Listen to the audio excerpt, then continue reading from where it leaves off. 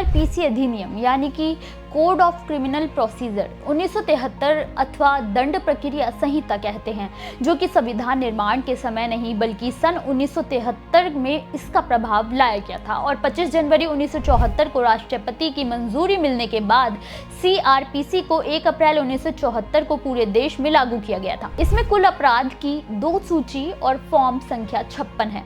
CrPC में कुल 37 अध्याय हैं और 484 धाराओं को शामिल किया गया था। इसे संविधान की धारा 21 के तहत तैयार किया गया था। सीआरपीसी में आपराधिक मामलों और जातीय मामलों की प्रक्रिया का विवरण है। इसमें किए गए अपराधों के लिए अपराधियों की गिरफ्तारी करने का प्रोसीजर, इन्वेस्टिगेशन, सबूत को जुटाने की प्रक्रिया, कोर्ट की ट्रायल और प्रोसीजर को विस्तार पूर्वक बताया गया है। हालांकि 1 जुलाई 2024 के बाद अब इसे सीआरपीसी की धाराएं कहने के बजाय बीएनएसएस यानी कि भारतीय नागरिक सुरक्षा संहिता के नाम से जाना जाता है, जिसमें कुछ बड़े बदलाव भी किए गए हैं।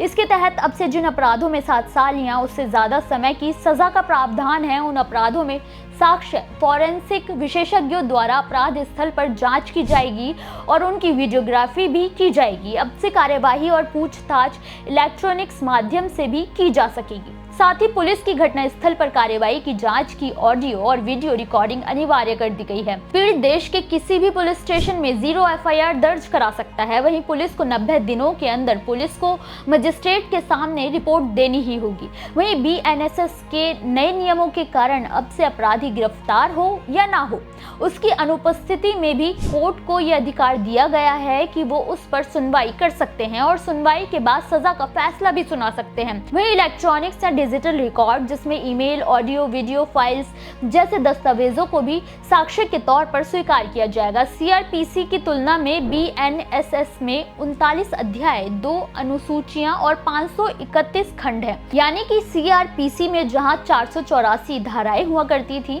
वहीं बीएनएसएस को पुनर्गठित करके इसके 177 प्रावधानों में बदलाव किया गया है और इसमें अब कुछ 531 धाराएं हैं। बीएनएसएस में 9 नई धाराओं को जोड़ा गया है और 39 नई उपधाराओं को भी जोड़ा गया है। औपनिवेशिक काल से चली आ रही सीआरपीसी को और ज्यादा कड़ा और मजबूत करने के लिए भारत सरकार ने जो बदलाव किए हैं, उससे इसकी पहचान बदल गई है। जहां ये धीरे चलने वाली प्रक्रिया थी, वहीं बीएनएसएस को एक आधुनिक और भारत की न्याय प्रक्रिया में ज्यादा तेजी लाने के लिए तैयार की गई प्रणाली है। हालांकि सरकार ने ये भी साफ कर दिया है कि 1 जुलाई 2024 के बाद हुए अपराधों में ही नई बीएनएसएस की धाराएं जोड़ी जाएंगी।